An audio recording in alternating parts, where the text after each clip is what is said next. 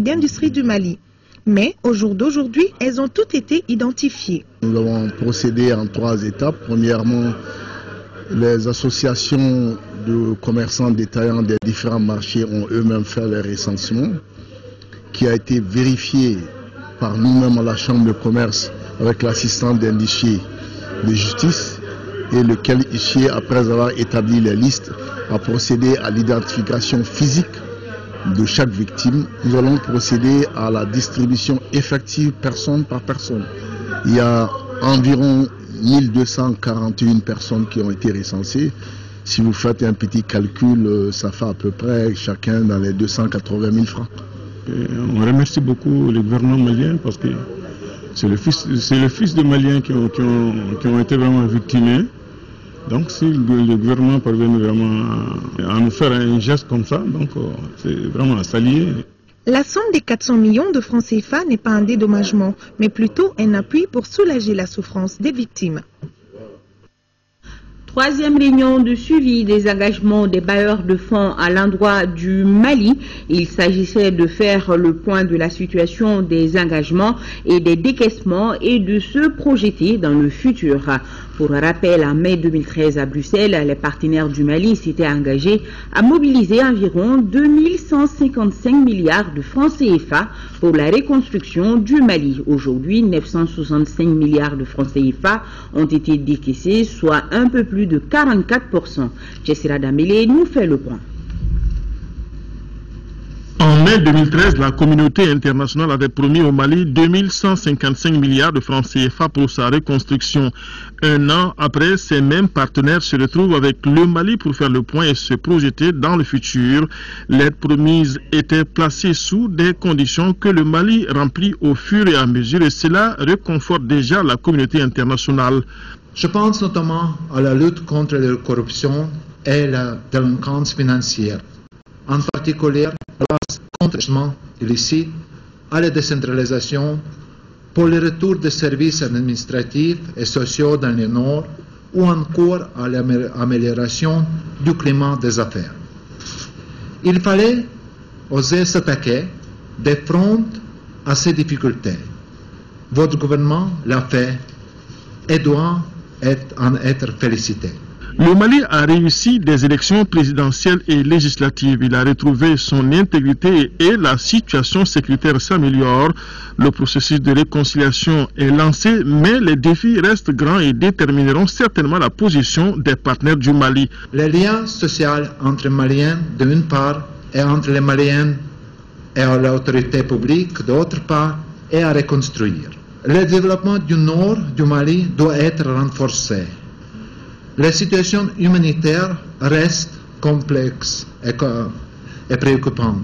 Et de nombreux Maliens, notamment les plus jeunes, restent inquiets quant à leur avenir pour trouver un travail qui donne tous les futurs pour eux. Face à ces défis, le président Ibrahim Boubacar Keïta et le gouvernement de Mali peuvent compter sur l'Union européenne pour aider le Mali à mettre en œuvre les réformes structurelles nécessaires, concrètement et rapidement. Selon la secrétaire d'État française au développement et à la francophonie, les réformes entamées doivent être poursuivies et approfondies. 2155 milliards de francs CFA promis au Mali, on parle à la date d'aujourd'hui de 1474 milliards engagés et de 965 milliards décaissés. Le Premier ministre malien a tenu à donner quelques précisions quant à la destination des décaissements effectués. 965 milliards ont été décaissés. Mais sur ces 965 milliards, 193 milliards ont été encaissés effectivement par le Trésor malien au titre des aides budgétaires et 140 milliards ont été reçus à travers les aides projets, ce qui fait un total de 333 milliards. Cela signifie donc que 632 milliards, soit près des 2/3 des montants décaissés, ont été utilisés sans implication de nos services. En perspective d'un compte rendu attendu par les Maliens, exigence minimale de transparence à laquelle vous tenez tous, nous demandons aux partenaires concernés de bien vouloir nous informer de l'utilisation de ces sommes et de leur impact.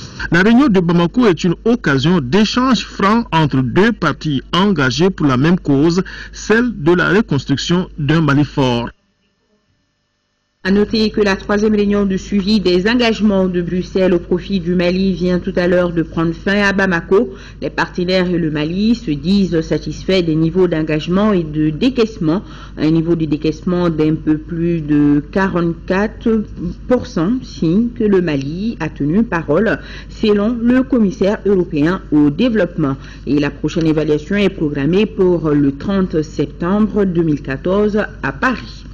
Et juste après la cérémonie d'ouverture de la réunion du suivi des engagements, Moussa Mara a rencontré le commissaire européen pour le développement. Les deux personnalités doivent procéder demain à Goundam à la relance des travaux de la route de Tombouctou au sud à travers Niouno dans le nord du Mali. Des travaux qui seront financés par l'Union européenne. Moussa Mara nous en parle au micro de Tchessira Damili. Nous allons demain matin à Goundam reprendre les travaux pour la route qui va permettre de relier pour la première fois de l'histoire de notre pays Tombouctou au sud à travers Niouno en passant par tous les cercles de la région de Tombouctou, Niafonké, Goundam, Direy. Toutes ces villes seront réunies, c'est l'Union européenne qui finance. C'est une route qui est stratégique pour le Mali. Et c'est une route qui va être stratégique pour le nord de notre pays. C'est l'Union européenne et c'est un don. Et j'ajoute que tous les engagements de financement de l'Union européenne sont respectés.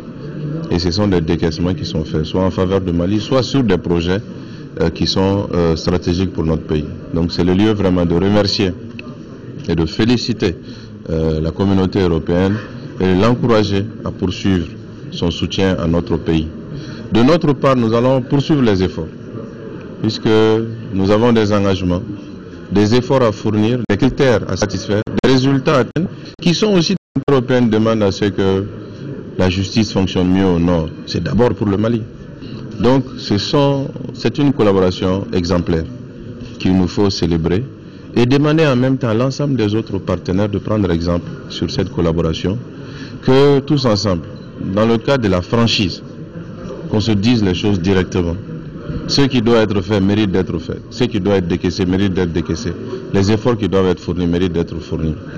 C'est comme ça que nous ferons en sorte que le pays sorte de la crise durablement, avec des fondamentaux qui vont lui permettre vraiment d'engager un processus de développement que nous voulons inclusif au service de l'ensemble des populations. Oui, c'est demain vendredi à Goundam que le Premier ministre va procéder au lancement du redémarrage des travaux de la route Gomakura-Tombouctou, environ 105 milliards de francs CFA. C'est le montant qui sera débloqué par l'Union européenne pour la réalisation de cette route longue de 500 km. La population sur place est déjà émerveillée à l'idée enfin d'avoir une route. C'est le constat fait par notre correspondant Adama Djindi. Nous sommes ici à Charan, situé à mi-chemin entre Goundam et Tombouctou, dernier maillon de la route Gomakura-Tombouctou sur près de 500 km.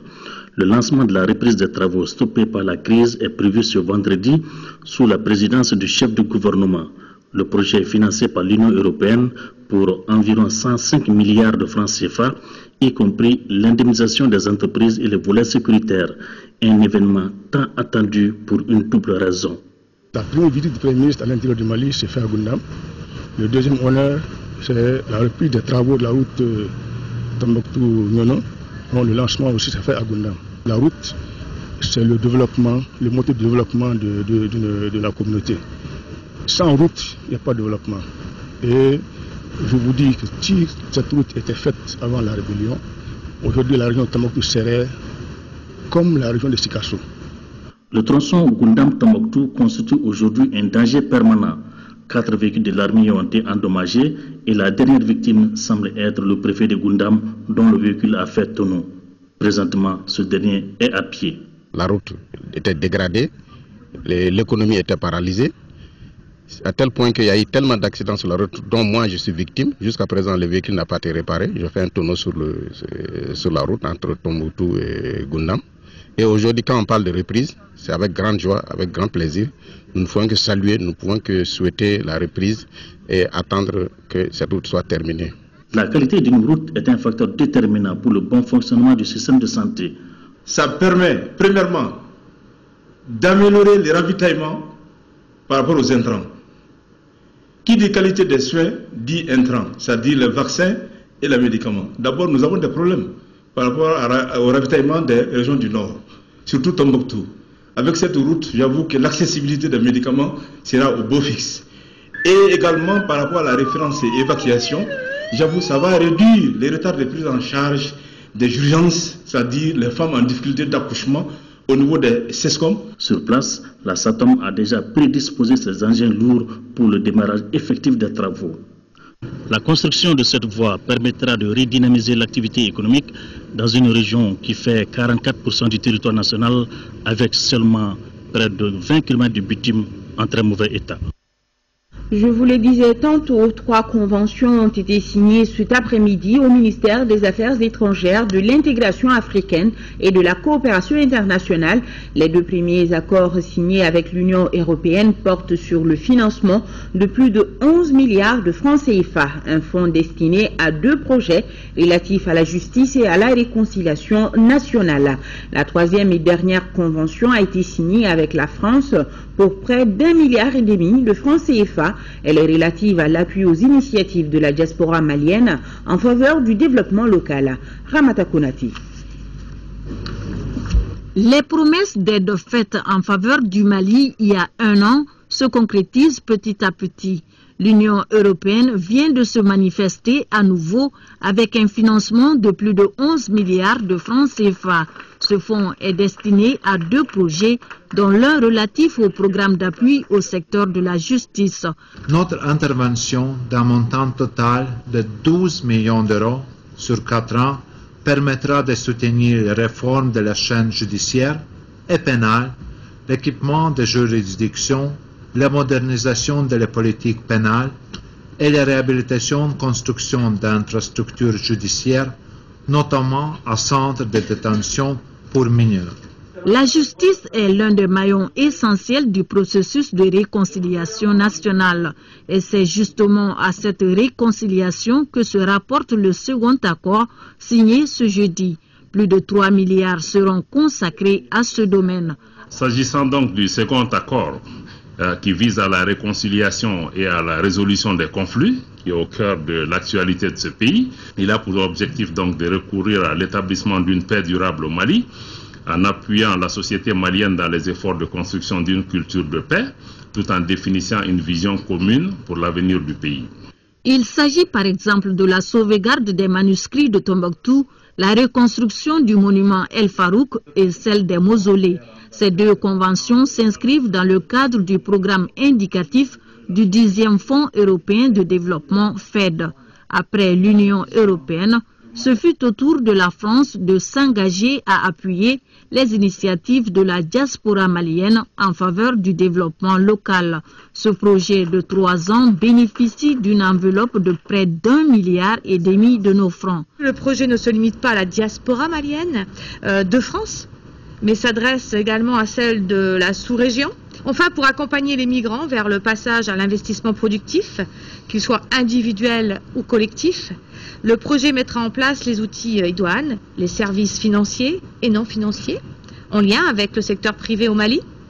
En parallèle, il appuiera l'élaboration de la politique publique de l'État malien pour la promotion et l'accueil de l'investissement productif de sa diaspora. Quant au ministre en charge de la coopération internationale, il a rassuré les donateurs de l'utilisation judicieuse de ces fonds. Auparavant, Abdoulaye Diop avait rappelé l'apport immense de la diaspora malienne dans le développement du pays. Les transferts d'argent effectués par ce groupe cible en 2012 sont estimés à environ 430 milliards de francs CFA.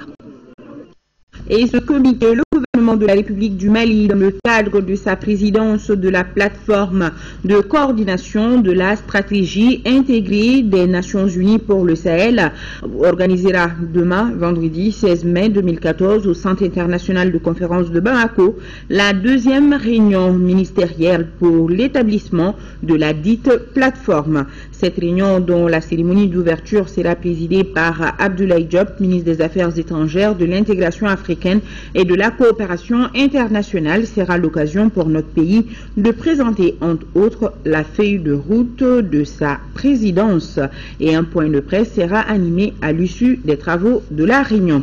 Arrêtons-nous un instant sur l'invité de l'interview de la semaine de ce soir. Il dit avoir un bâton de pèlerin, mais pas un bâton de rêveur.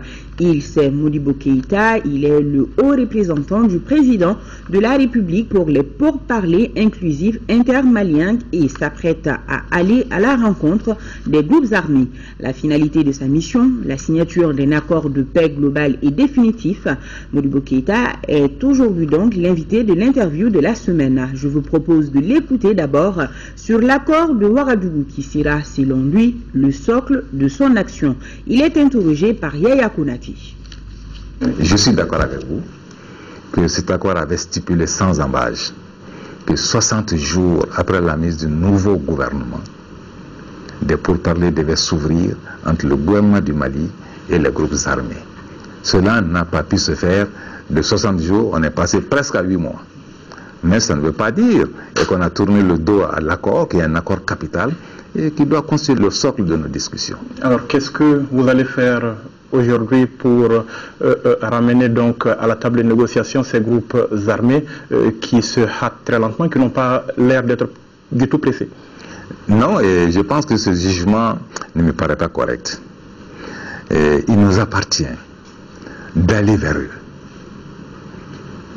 D'abord, pour que nous puissions établir des contacts, des échanges entre nous, pour que nous puissions leur apporter le message de paix du président de la République et leur demander comment eux-mêmes voient ce processus, quelles sont les suggestions qu'ils ont à me faire, pour que nous convenions de quelque chose. Donc, le fait qu'ils se hâtent lentement, comme vous le dites, n'est pas ma conviction. Qu'est-ce que vous avez déjà fait depuis que vous avez pris fonction? Vous me direz peut-être qu'on ne vous laisse même pas vous installer, mais est-ce que vous avez déjà pris langue avec ces groupes armés? Et cet aspect-là, vous savez, j'ai privilégié pendant tout ce temps l'oreille par rapport à la langue. J'ai écouté les partenaires étrangers. J'ai écouté, si vous voulez, des organisations maliennes. Je m'apprête, si vous voulez, à aller voir les groupes armés. S'ils sont décidés à me recevoir, ce sont mes frères. Et on ne peut pas aller débarquer si on n'est pas attendu. Et dès que cela sera fait, à ce moment, nous allons discuter de cela. Et il ne faut pas donner l'impression que l'on peut décider tout seul alors qu'il y a des partenaires. Voilà l'interview de la semaine à suivre après ce journal. Lancement ce matin dans le district de Bamako des travaux de curage de certains collecteurs en commune 1. Cette action citoyenne qui sera réalisée par le génie militaire vise à prévenir les catastrophes comme les inondations de l'année passée. Les travaux ont été lancés par les ministres en charge de l'urbanisme et de la défense. Mohamed Diarra. Le ministre de l'Urbanisme et de l'Habitat à bord d'un caterpillar pour donner le premier coup de pelle d'une vaste opération de curage des collecteurs en commune 1 du district de Bamako. Un geste d'une portée nationale puisqu'il vise à prévenir les sinistres survenus notamment l'année dernière lors des inondations. Il a été promis par le ministère de l'Urbanisme et de l'Habitat pour surcreuser, pour curer et pour reprofiler les collecteurs principaux de la commune 1 du district de Bamako. Il s'agit d'effectuer un travail d'assainissement. Comme vous le voyez vous-même, on a l'habitude de faire ces travaux. Ce n'est pas la première fois, c'est peut-être la 4e fois depuis 2002, je veux dire. Ce travail qui nous est confié, nous on est prêts à le faire, on va le faire à hauteur de souhait. Et le matériel qui est là, c'est du matériel tout neuf. J'en profite pour rendre un vibrant hommage à la coopération militaire allemande qui a toujours soutenu le génie militaire. Le génie militaire sort ainsi une grosse artillerie pour finir ses travaux en 2 mois. Ce sont plus d'une centaine de personnes qui sont déplacées sur le site. La démarche vise à sécuriser les emprises des marigots et autres lits du fleuve. Une chose est que l'État prenne ses responsabilités pour reculer, pour sécuriser. Une autre chose est que les populations et même les citoyens vivant au bord de ces cours d'eau puissent le prendre en charge, s'approprier et à la fois son assainissement et son hygiène. Et je pense qu'à partir de ce moment-là, les autorités communales et l'ensemble des organisations que nous avions rencontrées la semaine dernière se mettront ensemble pour sensibiliser les populations de manière à ce qu'on puisse préserver cet élan-là et éventuellement l'approfondir, le renforcer dans une perspective qui est peut-être une perspective de meilleur surcreusement encore. Nous accompagnons le ministère de l'Urbanisme qui, dans le cadre de l'action gouvernementale, les priorités définies par le président et le Premier ministre, donc le ministère a décidé de prendre à bras le corps le problème du curage des caniveaux, du surcreusement des marigots, de l'assainissement de la ville. Et nous, notre devoir, c'est de participer à cette action-là pour la rendre efficace, rapide, mais surtout veiller, ce que le ministre a dit, à ce que les populations soient les meilleures garantes de l'assainissement et de la propriété.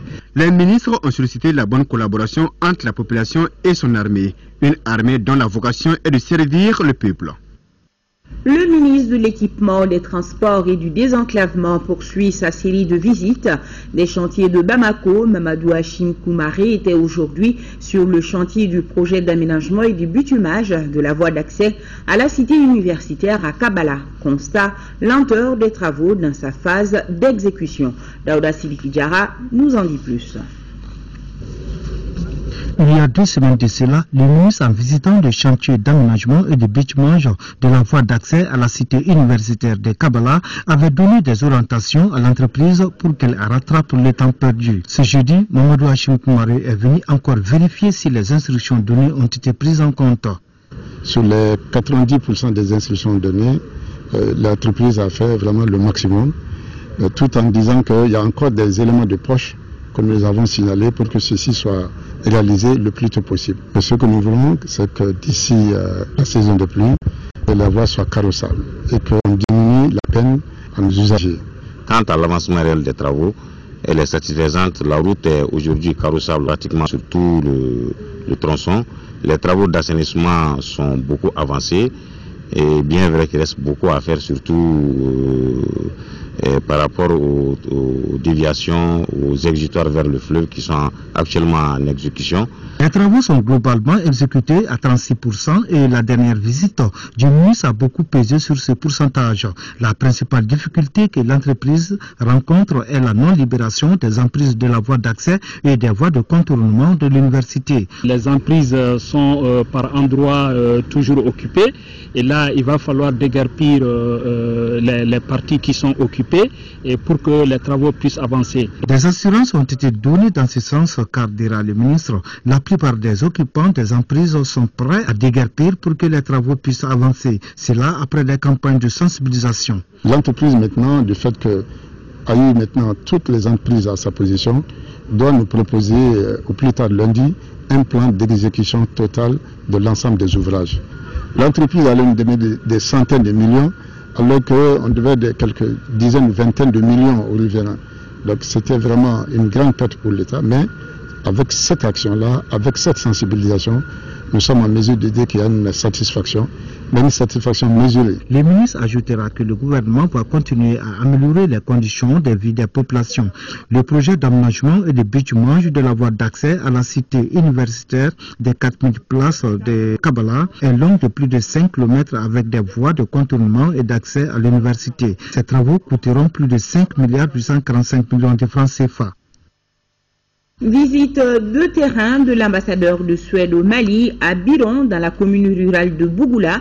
Le diplomate voulait constater de visu l'état d'exécution du programme d'appui aux initiatives du réseau Climat Mali pour l'adaptation au changement climatique financé par la Suède. Nos envoyés spéciaux sont Aldoumatina et Tchédje Kamara. Notre pays, à l'instar des autres nations de l'Afrique subsaharienne, est frappé de plein fouet par les effets du changement climatique. Ces effets entraînent plusieurs conséquences, dont la baisse de la pluviométrie et les mauvaises récoltes. Face à cette situation, le développement des techniques et technologies innovantes, pratiques plus adaptées au climat est indispensable. C'est à cette tâche que s'attelle le réseau Climat Mali à travers le projet Programme d'appui aux initiatives du réseau Climat Mali pour l'adaptation au changement climatique dans le village des Biron, commune rurale de Bougoula. C'est important de plus en plus que tout le travail qui se passe dans les ONG puisse être d'une façon ou d'une autre capitalisé dans un centre. Et ce centre va servir de moteur à la démonstration et la formation des futurs agents du développement et aussi des acteurs du développement qui sont par exemple les populations elles-mêmes qui travaillent en milieu rural. Dans le cadre du projet a vu le jour à Biron, le centre d'innovation rurale des technologies adaptées au changement climatique et du centre multifonctionnel du groupement des femmes sensibilisées à Bougoula, ex-arrondissement de Sanankoroba. Dans ces deux endroits, plusieurs réalisations sont faites, dont la construction d'un barrage à Biron. C'est là grâce à l'aide du Royaume de la Suède. Nous sommes maintenant en train de démarrer la deuxième phase de ce projet.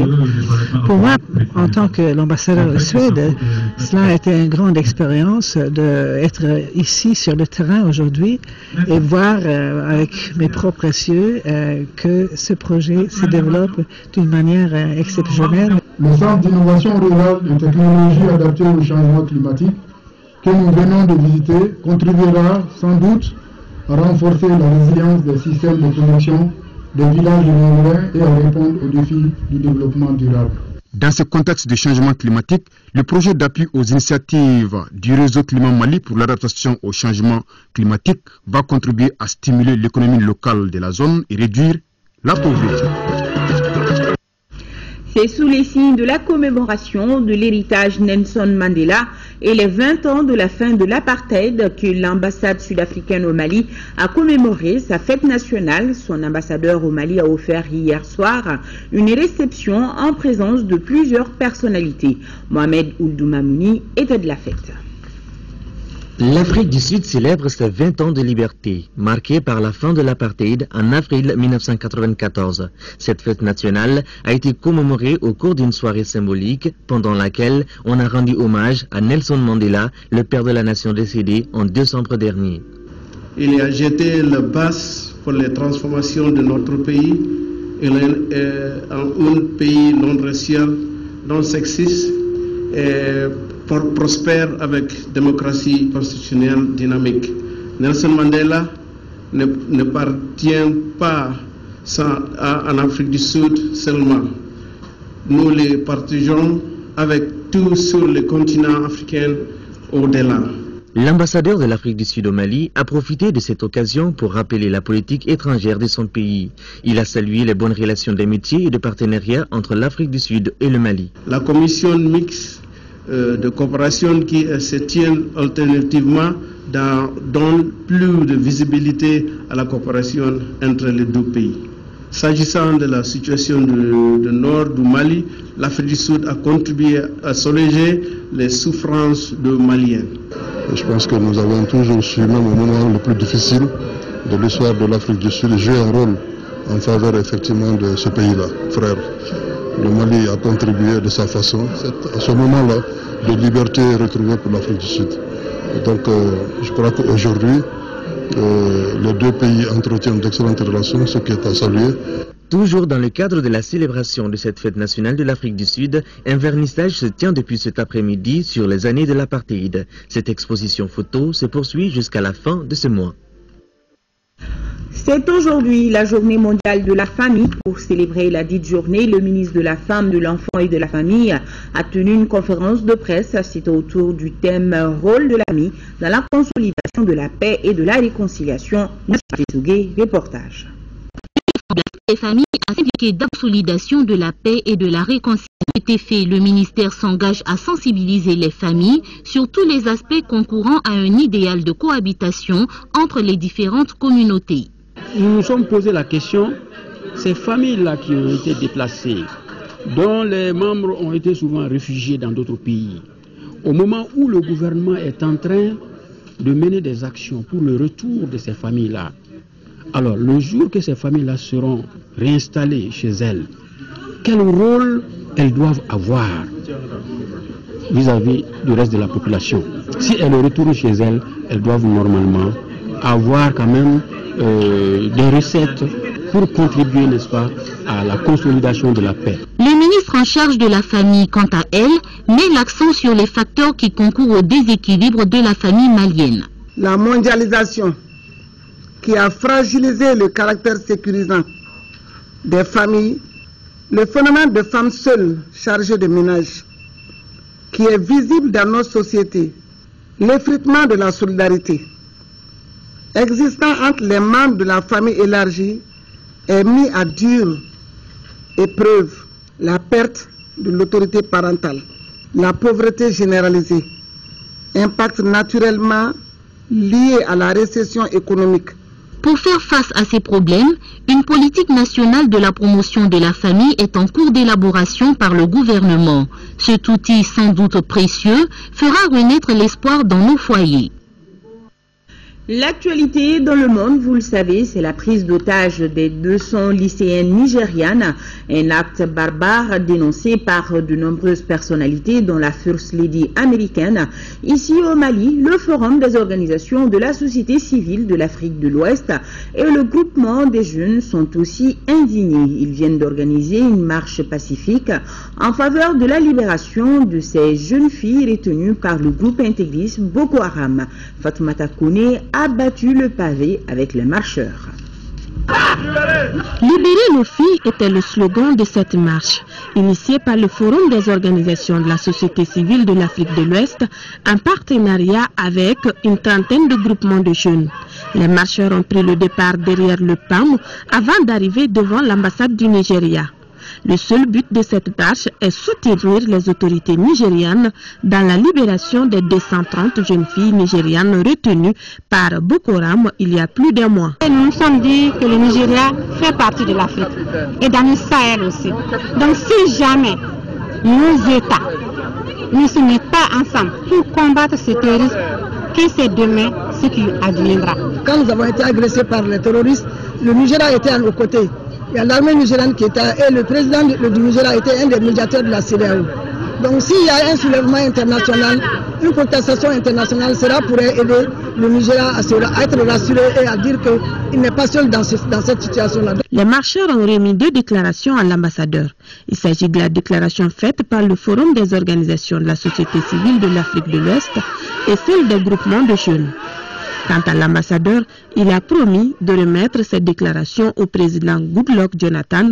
Il a aussi affirmé que les autorités nigérianes font tout avec l'aide de la communauté internationale pour que ces filles soient libérées dans les plus brefs délais. Oui, ramenez-nous nos filles. 2 millions d'euros, c'est le montant de la convention signée cet après-midi entre l'Agence française de développement et l'Université des sciences techniques et technologiques de Bamako. Cette convention vise à renforcer les capacités du centre de recherche au Mali, le Malaria Research Training Center. Mamoudou Sidibé, compte rendu. La convention Agence française de développement, Université des sciences techniques et technologiques de Bamako, qui vient d'être signée, vise à soutenir la recherche pour la prévention et le traitement du paludisme au Mali. J'ai l'honneur de prendre part aujourd'hui à cet événement, à la signature de cette convention de financement de 2 millions d'euros, soit près d'1,3 milliard de francs CFA, au bénéfice de l'Université des sciences, des techniques et des technologies de Bamako et de son unité pôle d'excellence et de recherche sur le paludisme. Ce financement, sous forme de subvention, entièrement apporté par la France, est non seulement l'aboutissement d'un important travail de collaboration entre la France, à travers l'AFD, et ses partenaires maliens. Avec cette subvention, le Malaria Research Training Center doit pouvoir mener à bien ses programmes de recherche pour le développement de nouveaux médicaments antipaludiques, surveiller les résistances des antipaludéens pour ne citer que cela. Ce nouveau partenariat entre l'Université de Bamako et l'Agence française de développement vient au moment où la recherche biomédicale dans cette université a atteint un niveau plus qu'appréciable au plan international. En effet, le MRTC a été érigé en pôle d'excellence de recherche par l'Agence universitaire de la francophonie en 2003, puis en NICER, International Center for Excellence in Research, par les Instituts nationaux de santé des États-Unis d'Amérique. Après la signature de convention, les partenaires ont eu droit à la visite guidée des différents laboratoires de la faculté de médecine, de pharmacie et d'odontostomatologie. De la 10e session du conseil d'administration du Fonds de solidarité africain. Au cours de cette 10e session, les administrateurs venus d'une quinzaine de pays africains discuteront sur les états financiers arrêtés au 31 décembre 2013. La faisabilité de la mise en place de nouveaux instruments d'intervention. Mahamadou Doumbia, compte rendu. Arrêté des comptes de l'exercice du 31 décembre 2013, la faisabilité de la mise en place de nouveaux instruments d'intervention, les états financiers arrêtés au 31 décembre 2013 sont les points clés soumis à cette 10e session du conseil d'administration du Fonds de solidarité africain. Présidé par le Mali, ce conseil d'administration regroupe une quinzaine de pays et pour cause, le Fonds de solidarité africain joue un rôle incontestable dans le financement des investissements du secteur privé. Le rôle important que joue le Fonds dans la mobilisation des ressources financières destinées à l'investissement dans le secteur privé est désormais établi. Au 31 décembre 2013, la garantie confirme sa place de métier principal du Fonds de solidarité africain avec un encours d'engagement de 55 milliards de francs CFA en hausse par rapport à son niveau au 31 décembre 2012. Représentant Madame le ministre de l'économie et des finances, le secrétaire général de ce département a rappelé les réalisations récentes exécutées en matière de garantie. Toute chose qui justifie que le Fonds de solidarité africain demeure un outil précieux dans le domaine des financements, du développement et de l'intégration socio-économique des pays membres. Le cumul des interventions en garantie du FSA est passé d'environ 30 milliards en 2001 à environ 300 milliards de francs CFA au 31 décembre 2013, soit en moyenne des engagements de plus de 20 milliards de francs CFA par an. L'encours de garantie du Fonds de solidarité africain au 31 décembre 2013 s'élève à 55 milliards de francs CFA. Pour remplir convenablement la mission du Fonds sur le long terme, le secrétaire général du ministère de l'économie et des finances a demandé aux administrateurs d'être des avocats auprès de leurs pays respectifs pour la prise en compte effective des préoccupations du Fonds. L'Office malien de l'habitat a aussi tenu la 35e session ordinaire de son conseil d'administration ce matin. Les analyses du conseil montrent que le budget a été exécuté à hauteur de 109% en recettes et 91% en dépenses. Les détails avec Garibou Pirou. Au 31 décembre 2013, selon l'analyse faite par le conseil d'administration, le budget de l'Office malien de l'habitat a été exécuté en recettes à plus de 109% et environ 92% en dépenses. Sur une prévision en recettes de plus de 14 milliards de francs CFA, les réalisations ont été chiffrées à près de 16 milliards de francs CFA. Les dépenses, quant à elles, ont été chiffrées à 13 milliards de francs CFA, soit 83,54% d'exécution sur le total des réalisations. Au titre des réalisations, nous notons entre autres aussi le suivi de la finition du programme gouvernemental de 1700 logements sociaux au titre de la tranche 2009-2010 dans les régions, le financement et le suivi des travaux de construction des 1552 logements sociaux de Bamako, le financement et le suivi des travaux de la voie d'accès aux 330 logements de Ilimadio en rapport avec la Direction nationale des routes. Je retiens également le financement de diagnostic des programmes de logements sociaux réalisés et l'étude sur la formalisation du cadre juridique du processus d'attribution des logements sociaux. Au regard des attentes de l'habitat, envisage l'exécution d'un programme gouvernemental de 2552 logements sociaux à Bamako en partenariat avec la Banque islamique de développement. L'Office malien de l'habitat compte aussi construire 600 autres logements en partenariat public-privé avec la CIFMA à Sikoro. Outre ces programmes, l'Office compte appuyer les coopératives d'habitat, la construction d'immeubles collectifs sur le site des 80 appartements de Faladé et la construction de son siège à l'ACI 2000. Mot de politique, le MP22 a animé hier jeudi une conférence de presse. L'objectif était d'exprimer sa position par rapport à certaines situations dans notre pays. Isaac Tchinou. Cette conférence de presse a été marquée par la lecture d'un texte liminaire. Les conférenciers Mohamed Tabouri et Périgny Massila affirment que le MP22 se bat pour que la paix et la quiétude règnent dans un Mali unifié et prospère. Absolument. C'est pour réclamer la liberté, la paix, la tranquillité et l'indépendance nationale. Les idéaux, c'est des idéaux de démocratie, de paix et de liberté, et surtout d'indépendance nationale. Le MP22 se bat pour faire connaître cette situation, pour faire avancer ses droits aux côtés des femmes et des familles. C'est ce que nous avons voulu expliquer à l'opinion publique à travers vous, la presse, aujourd'hui. Au cours de cette conférence, les responsables du mouvement ont laissé entendre que la priorité du Mali aujourd'hui est l'établissement de la sécurité au nord et la réconciliation nationale. Le ministère de la Défense et des anciens combattants informe qu'un camion transportant des militaires en service commandé a causé un accident sur la route de Koulouba ce jeudi 15 mai 2014 dans la matinée. L'accident est survenu suite à une panne technique sur le véhicule. Bilan 45 blessés et 1 mort. L'accident survenu ce matin donc sur la route de Koulouba. 45 blessés et 1 mort. Sport football, championnat national de Ligue 1 en attendant la 19e journée qui démarre demain vendredi. Hier, le Djoliba AC et l'USFAS ont joué leur match en retard de la 10e journée au stade Mamadou Konaté. La rencontre s'est soldée par un match nul de 0-0. Koumanyamele pour les détails. Djoliba et USFAS, deux équipes physiques avec pratiquement le même style de jeu. C'est pourquoi, dès l'entame de cette opposition, nous assistons à un match équilibré dont les 15 dernières minutes de la première période sont dominées par les Rouges de Bamako, comme en témoignent ces occasions. 0-0 score à la pause. De retour sur la pelouse, l'équipe des forces armées revient avec un nouveau visage, mais la finition fait toujours défaut. À la recherche des 3 points de la victoire, les deux entraîneurs procèdent à des changements qui ne donnent pas grand-chose. Au finish 0-0. On était venu pour les 3 points, mais Dieu nous a accordé les 1 point. C'est les championnats, on va se contenter de ces 1 point-là. L'USFAS, ils ont pas démérité. Ils ont fait jeu égal avec nous. Nous, on a eu des occasions, on n'a pas pu la concrétiser.